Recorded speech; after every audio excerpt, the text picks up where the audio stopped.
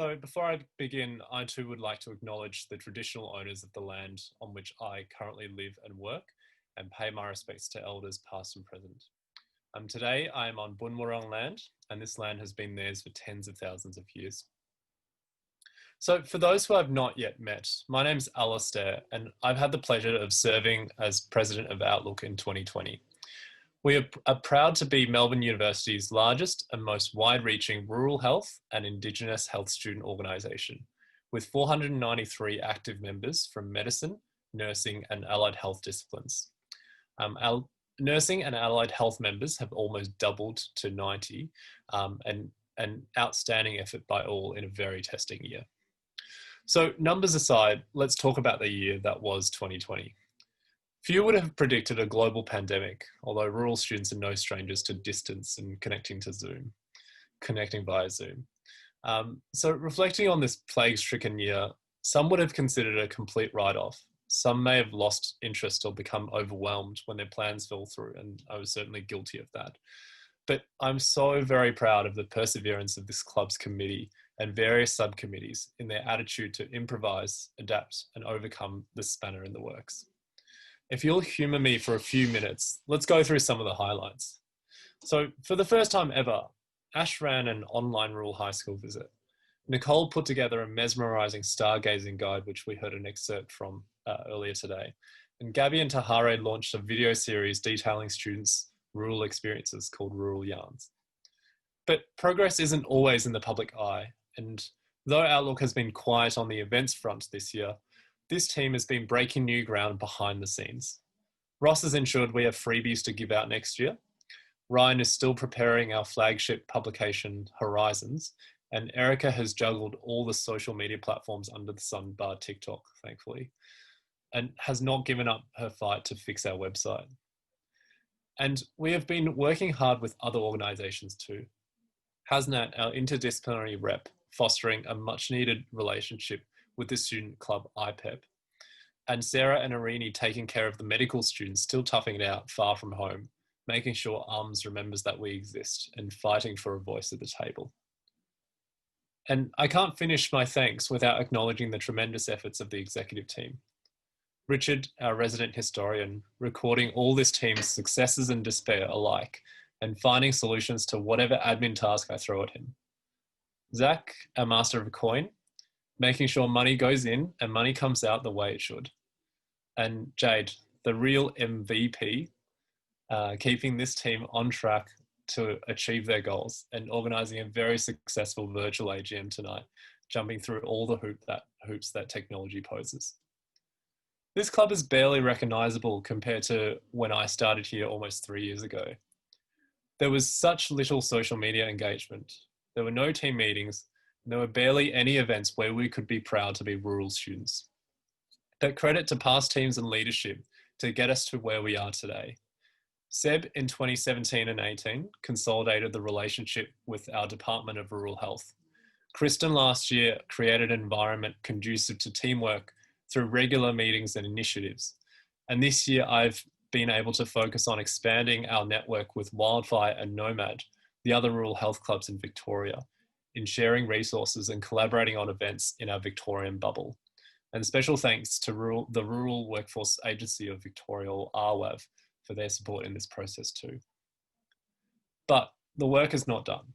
We're not there yet. We're still learning about how allied health placements work in the country and how we can support students. We can do better in supporting Indigenous students in achieving their full potential and learning from them about how we should engage with community. We need to advocate on issues such as student well-being, disparities in education, and the rural stigma. And then there's a brilliant article by Jasmine Davis that describes this far better than I could. Our audience is not rural students, but all health students. Rural background is not the silver bullet to rural workforce maldistribution and health inequity. And it's wonderful to see not only students studying in the country here tonight. It's not just my agenda or this committee's agenda, but it's in the interests of all students to talk about why geography continues to play such a huge role in our health.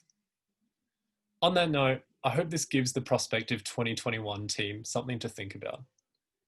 Thank you again to my 2020 committee and subcommittees for your dedication to the cause. It is so wonderful to see you all grow in your roles this year under such adversity. I hope these skills and experiences serve you well in your next adventure. Now I'd like to pass on to Zach for our Treasurer's report. Hello everyone, I'm Zach. I think I've met some of you this year, actually quite a lot of you. But for those who don't know me, I was the Treasurer for this year. So I'd like to start off as well by acknowledging and extending my appreciation to the Dja Dja Wurrung people, the traditional owners of the land of which I'm currently living and working today, which you may know as Bendigo. So I'd like to pay my respects to their leaders and elders, both past, present and emerging on this country, as well as to the elders and leaders of the other countries, which many of you are gathering on today. So the next few minutes are probably going to be a bit dry, but I'm going to go over the annual financial report, and then at the end I'll take any questions about it if there is any. So to begin with, thanks Alastair, I'm just going to begin with the income and expenditures. So Outlook encompasses both Outlook and Moving Health, the medical school specific division. So the income and expenditure for both of these clubs, as you can see, 9,500 for Outlook and 4,993 for Moving Health. So the income and the expenditure are identical because we get reimbursed from the Department of Rural Health, who are sponsored federally to support this club. So total, we spent $14,495 out of an available $17,307. So that is why our income and expenditure is identical, because we were able to get reimbursed up to that level. So while this appears good on the surface that we're financially neutral, our overall goal for this year was to spend more money than what we earned to reduce our bank balance from what we have, as we want to spend money on the members. We don't want to store money in the bank. So with the lack of in-person events, particularly Rural Ball, this couldn't be achieved, unfortunately. As a little bit of context, in 2019, Outlook and Moving Health combined spent $34,000, and in 2018 had a total expenditure of just under $41,000. It's worth noting as well that these years had additional income from the sales of Rural Ball tickets. And thank you, Ross, for your comments. Next slide, please. So this is just breaking down now the Outlook specific expenditure. So on the left, we've just got the income for the year. It's worth noting that we haven't received the income from DRH from second semester yet, but this is guaranteed and it is coming. So the main expenditure pending AGM, which is still in the air because it hasn't been finalised yet, the main expenditure for the year was on merchandise and on events. So it was decided that to make the most of our funds this year, we would organise merchandise for the next few years to avoid that expenditure in future years to be able to increase our event budget. So the events that we ran that were most expensive include in the First Nations categories, the interdisciplinary categories, the JFPP night, and other similar events. So overall, you can see that the net total is a negative 4,500, but this is due to us not receiving the money yet. And when that comes officially into our bank accounts, it will equal $0 net total. If you're able to go to the next slide, please. Okay, this is just breaking down Moving Health's expenditures. So again, it's a similar story to Outlook, where the funding for second semester hasn't yet been received. The expenditure was split between the 4 clinical sites. This isn't finalised yet. The 5 clinical sites, because that should include the RC as one. These expenditures aren't finalised yet because, as you know, medical students are still on placements. Unfortunately, because the Rural Ball could not happen, there was no expenditure in that category. It is worth noting as well that the relationship with UMS and Moving Health has been restored thanks to efforts involving Alastair. So it is worth noting that there is additional funds available through UMS in the future and this year that can be used for medical students, but was not required this year. So hence why our income from UMS is 0. Once the money gets restored from DRH, our net total will again be 0. Able to go to the next slide, please.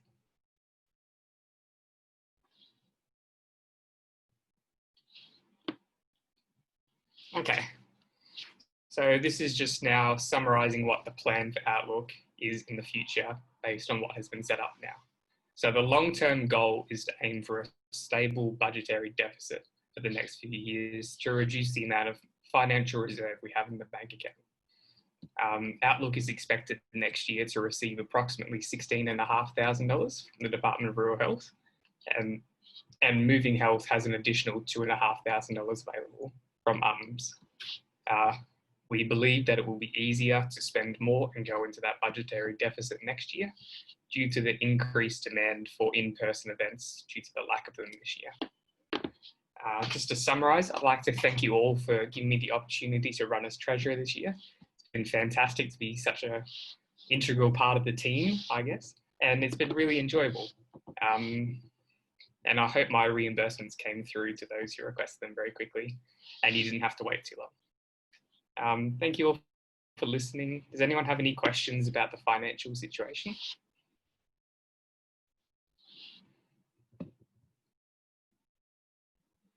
If not, then I'll happily pass on. Thank you very much.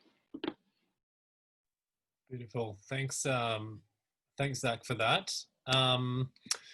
Okay, so we're going to go through a couple of the official elements of the AGM now, or continue rather. So the next section is on constitutional amendments, and this year we had put out 8 constitutional amendments that we proposed after going through one round of voting through the committee. It was then put to all members, and we received quite a few votes on them. And I'm glad to say that all 8 have passed. If you would like more details, you can find them in the voting form previously, but we will be updating the Constitution as of tonight, and you'll be able to view that if you would like. Did anyone have any questions from this? Beautiful. Okay, and the next part is the announcement of the Outlook Committee 2021. I was going to say I'd ask you to leave your applause until the very end, but obviously you're all muted, so do that whenever. This has been a very well-kept secret by myself, so I'm dying to see this team come together as one as of tonight. And yeah, well, here go the announcements, I guess. So for the executive team, we'll be led by the wonderful President Jade Chan. Our Vice President will be Zachary Tamsit, our Secretary Sarah Laurier, and our Treasurer Amber Perks. Our First Nations Health Officer is Tahari Slicker. Our Interdisciplinary Officer Justin Gourlay. Our Rural High School Visits Officer is Eliza Fordham. And our Moving Health co-chairs, who also sit on the UMS General Committee, are Emily Bugaja and Jasraj Singh. And finally, our social media officers is Gabriella Smith. Sponsorship officer is Yilin Elaine Shu, and publications officer Nicole Malenko. She'll please join me in congratulating everyone on their elections. Okay, and that concludes that element of the official proceedings of the AGM tonight. I think Zach has some exciting news before I put some concluding remarks in. Yes, so as door prizes for today, we have 2 very exciting prizes. Alastair, do you mind if I share my screen?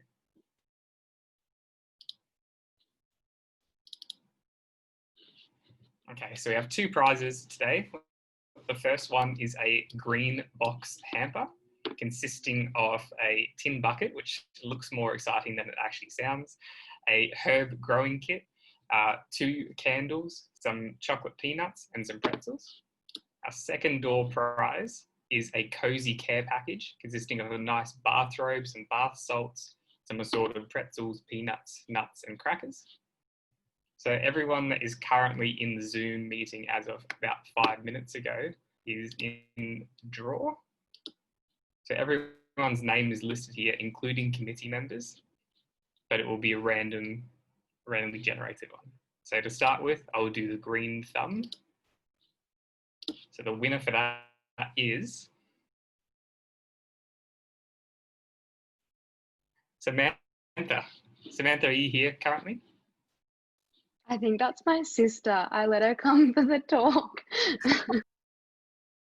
She does not do med.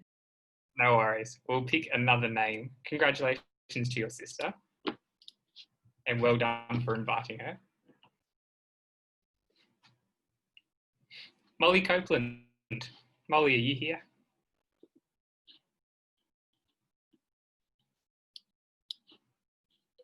Molly Cookson is, if Molly Copeland's not. I'm here. Hi, Molly. Hey. Congratulations. I'll get in contact with you shortly. Thanks, Zach. No worries. So the next one is just the Cozy Care Package. So the second winner is, hello to Molly's friends. Jazz. Are you here, Jazz? Yep, I'm here. Congratulations. Yo, thank you. You are now the proud owner of a Cozy Care Package. Oh, that is so exciting. Amazing. Get excited. I'm keen. Very good. Congratulations all. Thank you all for attending as well. I'll pass back to Alastair.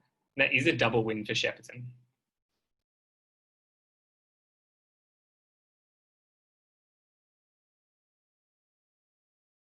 Sorry, trying to sort out Zoom. The technology is not quite there yet. Okay, all right. So this is our last slide tonight. I'd just like to finally thank everyone for coming in today and learning, being curious and learning about First Nations health in custody.